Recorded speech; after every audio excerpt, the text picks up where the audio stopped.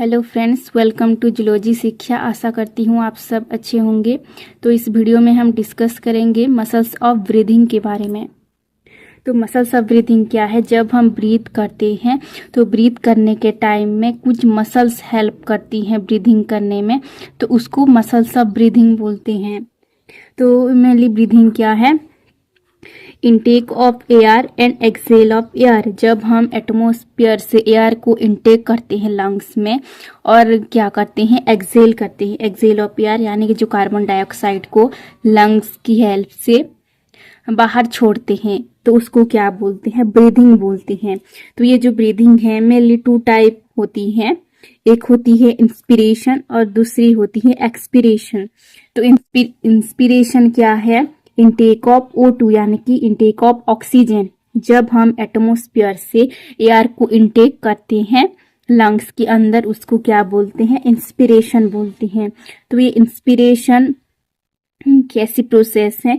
ये active process है। Active process यानी कि इंस्पिरेशन के टाइम में एनर्जी की जरूरत पड़ती है, इसलिए इसको एक्टिव प्रोसेस बोलते हैं इंस्पिरेशन को। सेकेंड जो प्रोसेस है एक्सपिरेशन। एक्सपिरेशन क्या है? Exhale of CO2। जब लंग्स में CO2 प्रेजेंट होती है जो कि वेस्ट प्रोडक्ट है, तो CO2 को हम एक्सेल कर देते हैं यानी कि एटमॉस्फेयर से बाहर छोड़ देते हैं नोज की हेल्प से। उसको क्या बोलते हैं? एक्सपिरेशन बोलते हैं। तो एक्सपिरेशन कैसी प्रोसेस होती है? ये पैसिव प्रोसेस होती है, यानी कि एक्सपिरेशन के टाइम में कोई भी एनर्जी नीड नहीं लगती, जरूरत नहीं पड़ता कोई भी एनर्जी की। ओनली इस इंस्पिरेशन में ही एनर्जी की नीड लगती है, जरूरत पड़ती है।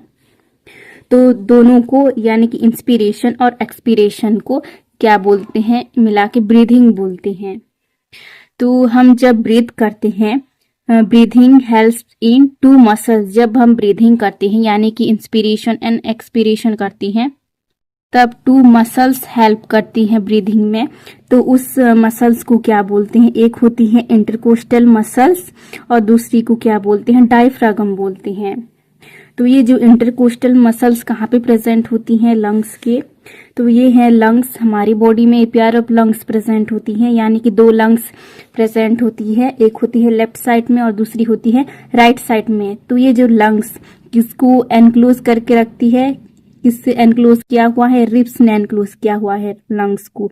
तो ये है जो ब्लैक मार्कर से लाइनिंग है, ये क्या है? ये रिब्स है। रिब्स लंग्स को इनक्लोज करके रखती है। मेनली ये प्रोटेक्ट करके रखती है, बाहर की कोई इंजरी से प्रोटेक्ट करके रखती है लंग्स को।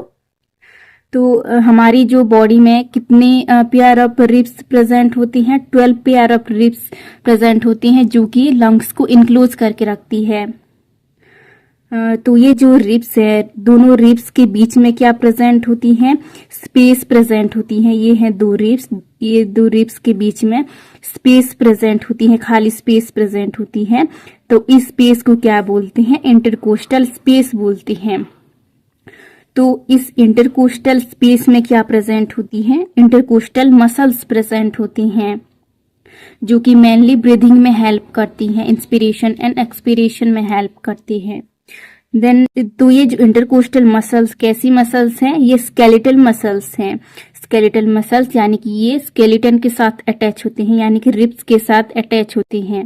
रिब्स भी स्केलेटन के अंदर आती हैं जो कि बोन से ही बना हुआ है।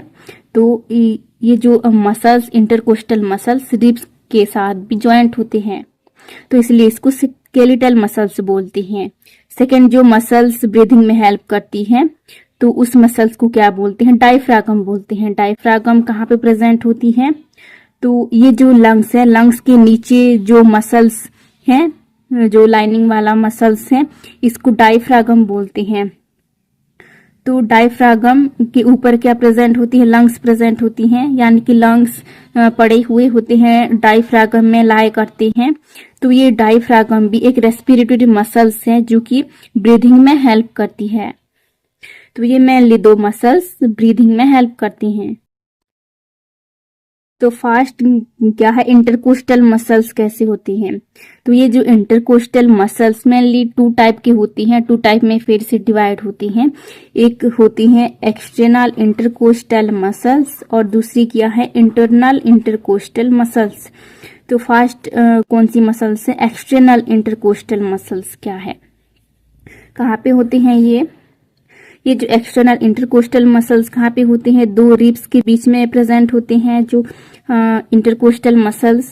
तो 2 रिब्स की पूरी आउटर में कौन सी मसल्स प्रेजेंट होती हैं, इसके बीच में और सबसे आउटर में कौन सी मसल्स प्रेजेंट होती हैं, एक्सटर्नल इंटरकोस्टल मसल्स प्रेजेंट होती हैं, जो कि 2 रिब्स के जो बीच में सबसे आउटर में जो मसल्स होती हैं, इसको एक्सटर्नल इंटरकोस्टल मसल्स बोलते हैं, जो कि बाहर का मसल्स हैं।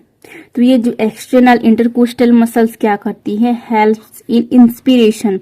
तो ये इंस्पिरेशन में मेनली हेल्प करती हैं, यानी कि जब हम एयर को इनटेक करते हैं लंग्स के अंदर, तभी ये एक्सटर्नल इंटरकोस्टल मसल्स ही हेल्प करती हैं, जो कि कहाँ पे प्रेजेंट होती हैं, ये जो इंटरकोस्टल स्पेस है, इंटरकोस्टल स्पेस के सबसे आगे फ्रंट वाली पोर्शन में ये एक्सटर्नल इंटरकोस्टल मसल्स प्रेजेंट होती हैं, जो कि इंस्पिरेशन में हेल्प करती हैं।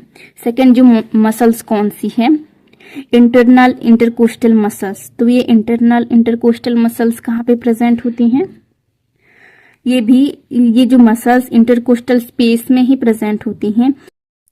जो internal intercostal muscles external intercostal muscles के पिछली साइड प्रेजेंट होती हैं, पीछे प्रेजेंट होती हैं, और ये एक्सटर्नल इंटरकोस्टल मसल्स आगे प्रेजेंट होती हैं। तो ये जो 2 मसल्स, एक्सटर्नल इंटरकोस्टल मसल्स और इंटरनल इंटरकोस्टल मसल्स, ये दोनों मसल्स ऑपोजिट साइड में प्रेजेंट होती हैं, ऑपोजिट साइड में लाई करती हैं ये 2 मसल्स। और ये इंटरनल इंटरकोस्टल मसल्स क्या करती हैं, हेल्प्स इन एक्सपीरेशन।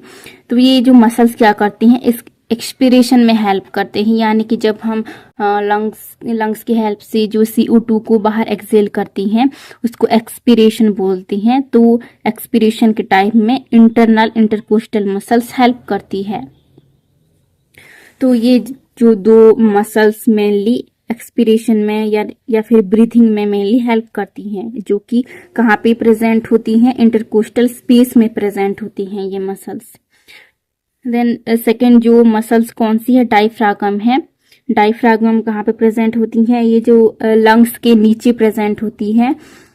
तो ये क्या है, ये रेस्पिरेटरी मसल्स हैं। डायफ्रागम एक रेस्पिरेटरी मसल्स है, ये भी मसल से ही बना हुआ है, और ये कैसा शेप दिखती है, ये डोम शेप इसका जो स्ट्रक्चर दिखाई देती है, डोम शेप जैसा। तो ये भी जो डायफ्रागम भी क्या करती हैं, ये ब्रीदिंग में भी हेल्प करती हैं। ये 2 प्रोसेस में हेल्प करती हैं, जो डायफ्रागम बोथ इंस्पिरेशन में भी हेल्प करती हैं और एक्सपीरेशन में भी हेल्प करती हैं डायफ्रागम। इंस्पिरेशन क्या है, इनटेक ऑफ एयर। जो एयर है, जो एटमॉस्फेयर की जो एयर है, एयर को हम लंग्स के अंदर एंटर करते हैं, उसको इंस्पिरेशन बोलते हैं, यानी कि O2 को एंटर करते हैं, ऑक्सीजन को एंटर करते हैं। तो इंस्पिरेशन में मेनली कौन सी मसल्स फंक्शन करती हैं, काम करती हैं। तो इंस्पिरेशन के टाइम एक्सटर्नल इंटरकोस्टल मसल्स और डायफ्रागम कॉन्ट्रैक्ट करते हैं, काम करते हैं इंस्पिरेशन के टाइम। कैसे करते हैं, तो diaphragm and external intercostal muscles contract. जो डायफ्रागम है, डायफ्रागम जो कि रेस्पिरेटरी मसल्स हैं, तो ये डायफ्रागम के ऊपर जो लंग्स लाई करती हैं, पड़े हुए होती हैं। तो ये डायफ्रागम कैसी होते हैं, ये डोम शेप का होते हैं। जब इंस्पिरेशन के टाइम में ये डायफ्रागम कैसे करते हैं, जो डोम शेप का था वो फ्लैट हो जाते हैं, और कौन सी मसल्स कॉन्ट्रैक्ट करते हैं, एक्सटर्नल इंटरकोस्टल मसल्स कॉन्ट्रैक्ट करते हैं। तो ये है एक्सटर्नल इंटरकोस्टल मसल्स, जो कि 2 रिब्स के बीच में प्रेजेंट होती हैं। तो ये एक्सटर्नल इंटरकोस्टल मसल्स और डायफ्रागम कॉन्ट्रैक्ट करते हैं इंस्पिरेशन के टाइम में। तो ये जो 2 मसल्स जब कॉन्ट्रैक्ट करती हैं, तब क्या होती है, ribs move upward and outward move होती हैं। जो रिब्स हैं, तो ये है रिब्स जो कि लंग्स को इनक्लोज करके रखती है। तो ये रिब्स क्या होती हैं, अपवर्ड एंड आउटवर्ड मूव होते हैं जब जो diaphragm and internal intercostal muscles contract करती हैं। तो ये जो रिब्स आउटवर्ड मूव होने पर क्या होती है, वॉल्यूम और स्पेस ऑफ थोरैक्सिक मसल्स इंक्रीज। जो थोरैक्सिक मसल्स का जो स्पेस है या फिर थोरैक्सिक कैविटी में क्या इंक्रीज हो जाती है, स्पेस इंक्रीज हो जाती है, वॉल्यूम और स्पेस इंक्रीज हो जाती है, क्योंकि जो रिब्स क्या होती हैं अपवर्ड एंड आउटवर्ड मूव होती हैं। देन जो एक्सटर्नल इंटरकोस्टल मसल्स कॉन्ट्रैक्ट करती हैं, तब जो ribs upward and outward move होते हैं और जो डायफ्रागम क्या है जो डोम शेप का था वो फ्लैट हो जाते हैं। तभी जो थोरैक्सिक मसल्स का स्पेस क्या होती है, वॉल्यूम और स्पेस इंक्रीज हो जाती है। जब स्पेस इंक्रीज हो जाती है तब क्या होता है, लंग्स एक्सपेंड। तब जो लंग्स कैसी होती है, लंग्स एक्सपेंड हो जाती हैं और तभी क्या होता है, pressure in lungs is lower than the pressure outside. जो लंग्स की प्रेशर है वो कम हो जाती है as compare to atmospheric pressure. जो आउटसाइड का प्रेशर ज्यादा हो जाती है और लंग्स की जो प्रेशर कम हो जाती है, तब क्या होता है, एंटर एयर दी लंग्स। तब जो एटमोस्फेयर में जो एयर था वो लंग्स के अंदर एंटर होती है। ऐसे ही इंस्पिरेशन होता है, यानी कि जो ऑक्सीजन है, एटमॉस्फेयर का जो ऑक्सीजन है लंग्स के अंदर एंटर होती है। तो इंस्पिरेशन के टाइम में मेनली कौन सी मसल्स फंक्शन करती हैं, काम करती हैं, diaphragm and external intercostal muscles contract करती है, जिसकी वजह से जो इंस्पिरेशन पॉसिबल हो पाती है, एयर एटमॉस्फेयर से लंग्स के अंदर एंटर होती है। देन एक्सपीरेशन में कैसे होती है, एक्सेल ऑफ एयर। जो एयर हम जो एयर है जो कि CO2 है, वेस्ट प्रोडक्ट है, तो वो लंग्स से क्या होता है, एक्सेल होती है, फिर से एटमॉस्फेयर में चला जाता है। उसको एक्सपीरेशन बोलते हैं, जो कि लंग्स से जो CO2 बाहर निकलती है। तो यहाँ पे जो कौन सी मसल्स फंक्शन करती हैं एक्सपीरेशन के टाइम में, इंटरनल इंटरकोस्टल मसल्स काम करते हैं। यहाँ पे कैसे करती है, जो डायफ्रागम था, जो कि इंस्पिरेशन के टाइम में डायफ्रागम क्या हो गया था, फ्लैट हो गया था, तो ये डायफ्रागम और जो external intercostal muscles relax position में आ जाते हैं एक्सपीरेशन के टाइम में। तो डायफ्रागम क्या करेगी, रिलैक्स पोजीशन में आ जाएगी, जो डोम शेप में वापस आ जाएगी। और कौन सी मसल्स कॉन्ट्रैक्ट करती हैं एक्सपीरेशन के टाइम में, इंटरनल इंटरकोस्टल मसल्स कॉन्ट्रैक्ट करती है, कॉन्ट्रैक्ट करेगी। तो ये है इंटरनल इंटरकोस्टल मसल्स। तो ये मसल्स क्या करेगी, कॉन्ट्रैक्ट करेगी, और डायफ्रागम क्या करेगी, ये नॉर्मल पोजीशन में आ जाएगी, यानी कि फिर से डोम शेप में आ जाएगी। तब क्या होगी, जो rib cage return to normal position. जब इंटरनल इंटरकोस्टल मसल्स कॉन्ट्रैक्ट करेगी, तब जो रिब केज है, जो कि इंस्पिरेशन के टाइम में क्या हुआ था, अपवर्ड एंड आउटवर्ड मूव हुआ था, तो ये एक्सपीरेशन के टाइम में रिब केज क्या करेगी, रिटर्न होगी, यानी कि उसकी नॉर्मल पोजीशन में आ जाएगी जो रिब केज। तो ये जो rib cage downward and inward move करेगी। तो ये है रिब केज जो इंस्पिरेशन के टाइम में अपवर्ड एंड आउटवर्ड मूव हुआ था, तो एक्सपीरेशन के टाइम में क्या होगी, रिटर्न पोजीशन में आ जाएगी, यानी कि डाउनवर्ड एंड इनवर्ड मूव करेगी, उसकी नॉर्मल पोजीशन में आ जाएगी। तब क्या होगा, वॉल्यूम और जो मसल साइज डिक्रीज थोरैक्सिक स्पेस।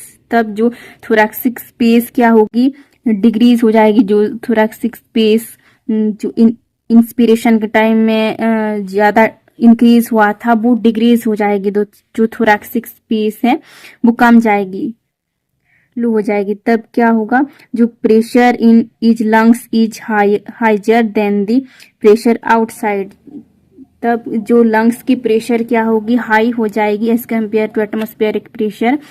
जो एटमॉस्फेरिक प्रेशर या फिर आउटसाइड का प्रेशर क्या होगी, लो हो जाएगी, और जो लंग्स की प्रेशर क्या होगी, हाई हो जाएगी। तब क्या होगा, जो लंग्स क्या करेगी, श्रिंक हो जाएगी। श्रिंक होने पर क्या होगी, air force out and the lungs. जो एयर था, जो लंग्स के अंदर जो CO2 था, वो फोर्सफुली एक्सेल हो जाएगी, लंग्स से बाहर चली जाएगी एटमॉस्फेयर में रिलीज हो जाएगी, जो CO2 कार्बन डाइऑक्साइड था। तो ऐसे एक्सपीरेशन में हेल्प करती हैं। एक्सपीरेशन के टाइम में कौन सी मसल्स कॉन्ट्रैक्ट करती हैं? इंटरनल इंटरकोस्टल मसल्स कॉन्ट्रैक्ट करती हैं, और इंस्पिरेशन के टाइम में डायफ्रागम और एक्सटर्नल इंटरकोस्टल मसल्स कॉन्ट्रैक्ट करती है। तो ऐसे ही लंग्स में ब्रीदिंग होती है। तो ये मेन मसल्स ब्रीदिंग में मेनली हेल्प करती हैं। अगर आपको ये वीडियो अच्छा लगा तो please like, share and subscribe जरूर करें। Thank you watching my video.